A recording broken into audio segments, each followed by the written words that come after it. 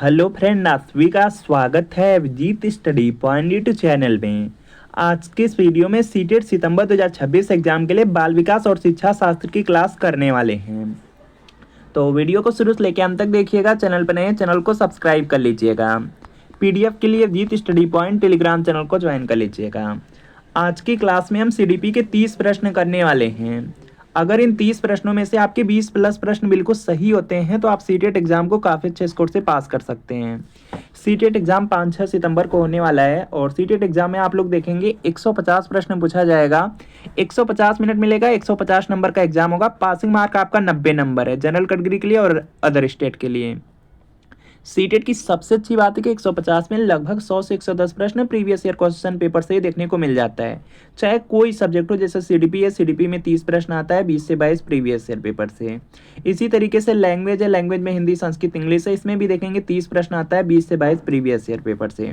इसी तरीके से आपका जूनियर का सोशल साइंस है, जूनियर का मैथ साइंस है, प्राइमरी का ईवीएस मैथ है, इसमें 60 प्रश्न आते हैं और 40 से 42 प्रीवियस ईयर पेपर से होते हैं। तो सीटेट सितंबर 2026 के लिए प्रीवियस ईयर पेपर ले सकते हैं। यह सोशल साइंस का क्लास 6 to 8 का पेपर सेकंड है। बिल्कुल इसी तरीके से मैथ साइंस का मिल जाएगा, प्राइमरी चाहेंगे प्राइमरी का मिल जाएगा। इसमें जून 2011 से फरवरी 2026 तक आज तक सीटेट में जितना पेपर हुआ सबका सब पेपर मिल जाएगा। आंसर की के साथ मिलेगा, एक्सप्लेनेशन, सॉल्यूशन, व्याख्या सब कुछ रहेगा। सारे सब्जेक्ट रहेंगे, CDP, social science, Hindi, Sanskrit, English, math science, EVS. तो यहाँ पे व्हाट्सएप नंबर दिया गया है, इसी व्हाट्सएप नंबर पर आपको लिखना है CTET previous year paper. Social science या मैथ साइंस या प्राइमरी लिख करके मैसेज करना है। जैसे मैसेज करेंगे रिप्लाई किया जाएगा। सिर्फ 30 रुपये की पेमेंट करनी होगी। जैसे 30 रुपये की पेमेंट करेंगे तुरंत प्रीवियस ईयर पेपर सेंड कर दिया जाएगा। तो इस व्हाट्सएप नंबर पे मैसेज जरूर कर लीजिए। चलिए आज की क्लास को कंटिन्यू करते हैं और आज की क्लास का आपका सबसे पहला प्रश्न है, विकास का कौन सा सिद्धांत सही है? तो इसका देखिए आपको सही जवाब करना है। पहला ऑप्शन दिया गया है, विकास रुक कर होता है, विकास निरंतर होता है, विकास केवल जन्म के बाद होता है, विकास केवल शारीरिक होता है। तो यहाँ पे जो सबसे ज़्यादा उपयुक्त ऑप्शन होगा वह आपको यहाँ पे ट्रिक करना होता है। तो यहाँ पे आपको भी पता होगा कि जो विकास होता है वह निरंतर चलने वाली प्रक्रिया है, विकास निरंतर होता है। तो यहाँ पर आपका ऑप्शन नंबर जो बी वाला है, बी वाला बिल्कुल राइट आंसर होगा। बिल्कुल परफेक्ट आंसर बी है, जो बिल्कुल सटीक होता है उसी को आंसर करना होता है। अगला प्रश्न है कि जिन पियाजे के अनुसार संज्ञानात्मक विकास का प्रथम चरण है। तो इसका देखिए आपको सही जवाब करना है। सभी लोग प्रयास करेंगे और राइट आंसर करेंगे। तो यहाँ पे आपको पता होगा कि यहाँ पे जो जिन पियाजे हैं उन्होंने संज्ञानात्मक विकास को 4 अवस्था में बांटे थे। 4 अवस्था में उन्होंने जो पहली अवस्था बताया था वह संवेदी गामक अवस्था बताया था। और जो संवेदी गामक अवस्था है वह आपकी यहाँ पे 0 से लेकर के 2 वर्ष की अवस्था है। तो यहाँ पर क्या होगा, आपका ऑप्शन नंबर सी वाला बिल्कुल राइट आंसर है। संज्ञानात्मक विकास का जो प्रथम चरण है वह संवेदी गामक अवस्था है, जो कि 0 से 2 वर्ष है या जन्म से लेकर के 2 वर्ष है। तो यहाँ पे क्या होगा, सी वाला बिल्कुल राइट आंसर होगा। और चारों अवस्था दिया गया, चारों अवस्था भी आप लोग याद रखेंगे। अगला प्रश्न आपके सामने है कि लेव वाइगोस्की ने किस पर सबसे अधिक बल दिया? तो इसका देखिए आपको सही जवाब करना है। सभी लोग प्रयास करेंगे, राइट आंसर करेंगे। दंड पर, सामाजिक अंतःक्रिया पर, रटकर सीखना पर या परीक्षा पर? लेव वाइगोस्की की बात किया गया है तो लेव वाइगोस्की ने सबसे ज्यादा जो बल दिया वह सामाजिक जो अंतःक्रिया है इस पर बल दिया। तो यहाँ पर आपका ऑप्शन नंबर बी वाला बिल्कुल राइट आंसर होगा। अगला प्रश्न है कि जेड पी डी का संबंध किससे है? तो इसका देखिए आपको सही जवाब करना है। सभी लोग प्रयास करेंगे, राइट आंसर करेंगे। तो यहाँ पे इसका राइट आंसर हो जाएगा लेव वाइगोस्की हो जाएगा, जो कि यहाँ पे सी में दिया गया। सी वाला आपका राइट आंसर है।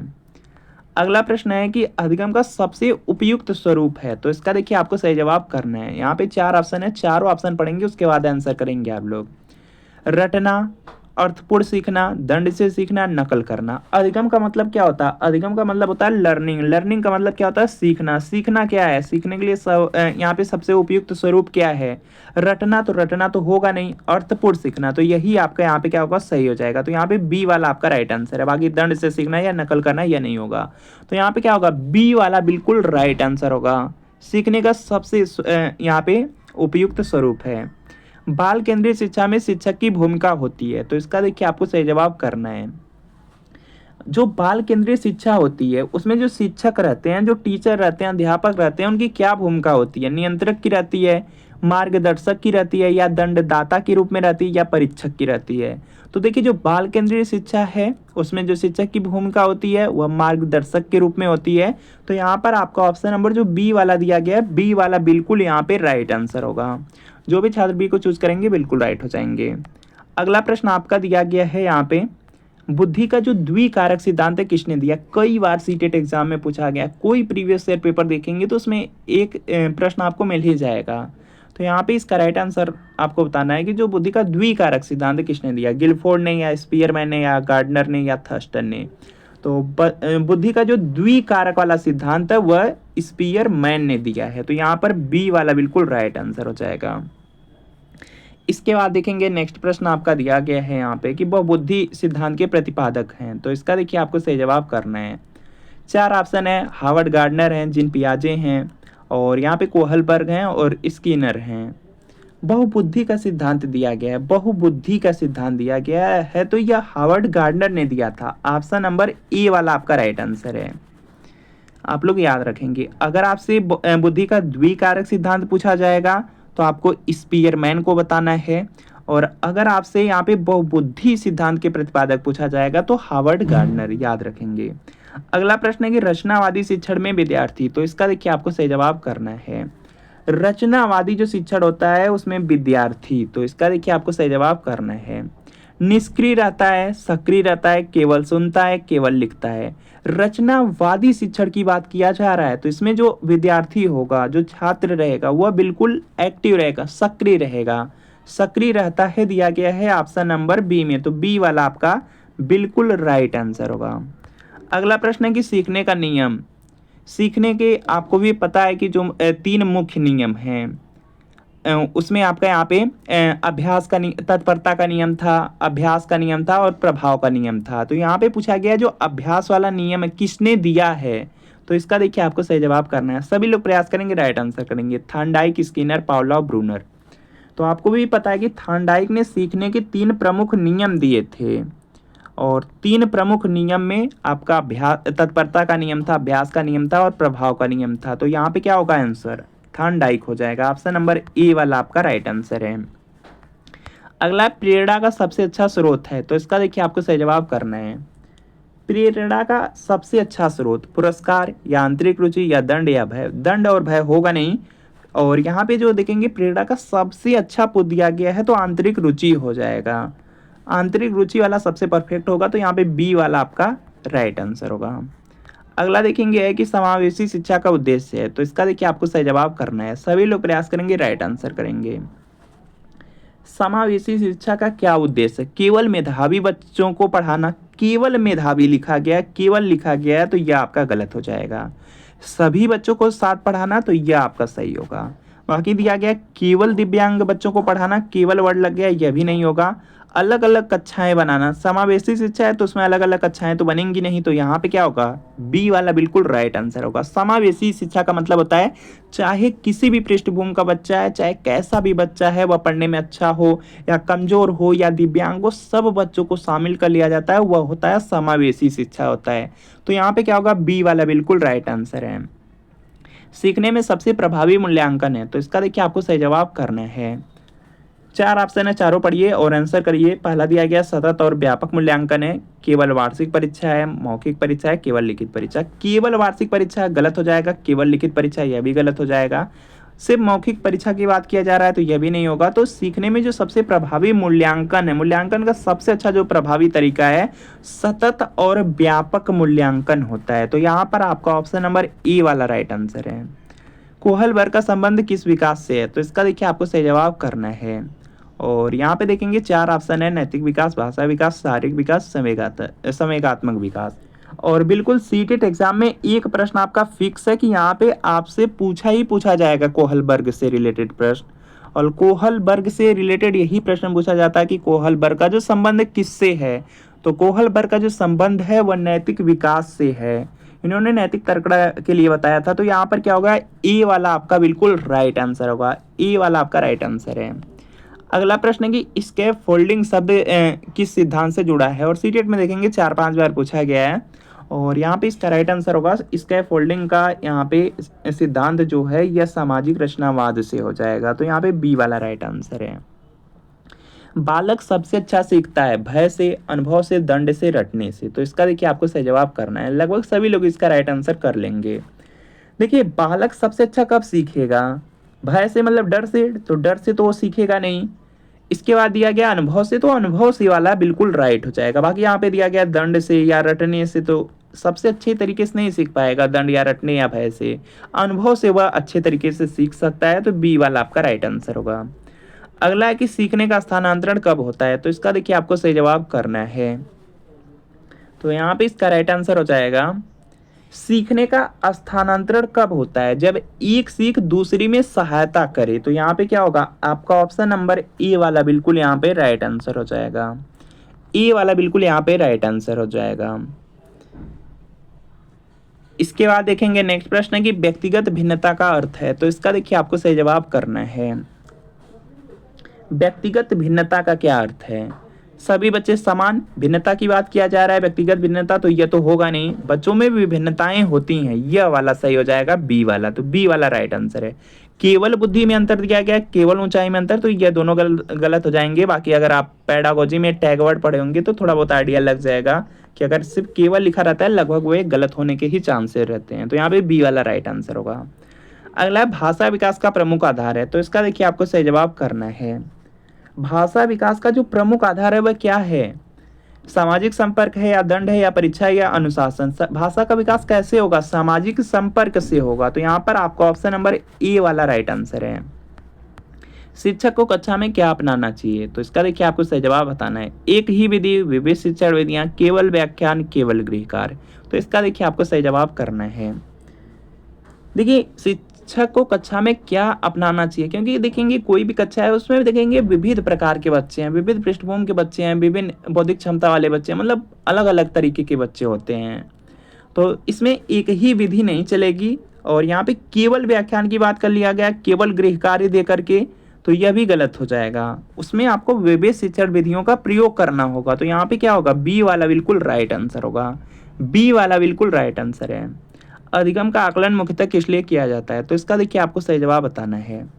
अधिगम का जो आकलन है मतलब आपको सीखे हैं उसका आकलन किस लिए किया जा रहा है, दंड देने हेतु, सुधार हेतु, तुलना हेतु, असफल घोषित करने हेतु।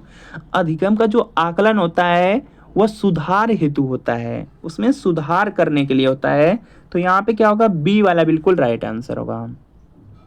रचनात्मकता का संबंध है, तो इसका देखिए आपको सही जवाब बताना है। रचनात्मकता का मतलब होता है नए विचारों से, कुछ नया, तो यहाँ पर आपका ऑप्शन नंबर ए वाला राइट आंसर है। अगला बाल विकास सबसे अधिक प्रभावित होता है, तो इसका देखिए आपको सही जवाब करना है। देखिए जो बाल विकास होता है वह सबसे अधिक प्रभावित होता है जो वंशानुक्रम होता है और वातावरण होता है, इन दोनों से होता है। इसमें वंशानुक्रम का भी प्रभाव पड़ता है, वातावरण का भी पड़ता है, तो यहाँ पर ए वाला राइट आंसर है। केवल वंशानुक्रम या केवल वातावरण दिया रहेगा तो यह गलत हो जाएगा, केवल भोजन है तो यह तो बिल्कुल गलत होगा, तो यहाँ पे ए वाला राइट आंसर है। कक्षा में त्रुटि होने पर शिक्षक को, तो इसका देखिए आपको सही जवाब करना है। दंड देना चाहिए, सीखने का अवसर मानना चाहिए, अनदेखा करना चाहिए, कक्षा से बाहर निकलना चाहिए। कक्षा में त्रुटि होने पर, कक्षा में कोई भी बालक है अगर उससे कोई त्रुटि हो जा रही है तो उसको दंड देना चाहिए, तो ये तो गलत हो जाएगा। त्रुटि सामान्य ऐसी प्रक्रिया है जो कि बच्चों से होती है, जो जिससे उनको अवसर मिलता है सीखने का, तो यहाँ पे क्या होगा सीखने का अवसर मानना चाहिए। शिक्षक को उसको बच्चे के लिए सीखने का अवसर मानना चाहिए अगर त्रुटि हो रही है, तो यहाँ पे क्या होगा बी वाला राइट आंसर है। अनदेखा करना चाहिए, तो यह गलत तरीका है, टीचर को ऐसा बिल्कुल नहीं करना है, किसी बच्चे को बाहर भी आपको नहीं करना चाहिए एज ए टीचर, तो बी वाला राइट आंसर है। अगला अधिगम को अस्थायी बनाने का सर्वोत्तम उपाय है, तो इसका देखिए आपको सही जवाब करना है। कुछ भी सीखे हैं अगर उसको आपको अस्थायी बनाना है, परमानेंट बनाना है, तो उसके लिए सबसे अच्छा उपाय क्या है, उसको पुनरावृत्ति करेंगे, बार बार उसका क्या करेंगे अभ्यास करेंगे, दोहराएंगे और अभ्यास करेंगे, तो यहाँ पे क्या होगा ए वाला आपका बिल्कुल राइट आंसर होगा।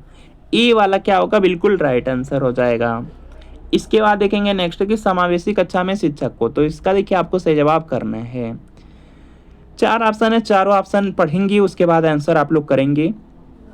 समावेशी जब कक्षा होती है तो उसमें सभी प्रकार के बालक होते हैं, तो उसमें क्या होता है कि व्यक्तिगत आवश्यकता का भी यहाँ पे ध्यान रखना चाहिए।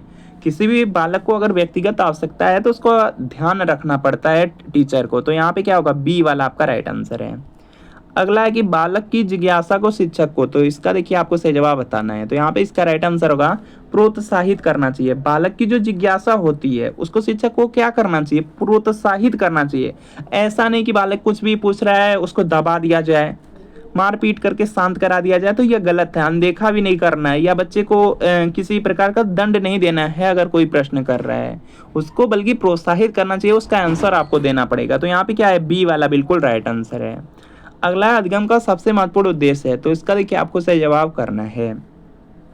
अधिगम का जो सबसे महत्वपूर्ण उद्देश्य होता है वह होता है कि व्यवहार में परिवर्तन होता है, और व्यवहार में वो भी सकारात्मक परिवर्तन होता है। तो यहाँ पे क्या होगा, आपका ऑप्शन नंबर बी वाला बिल्कुल राइट आंसर है।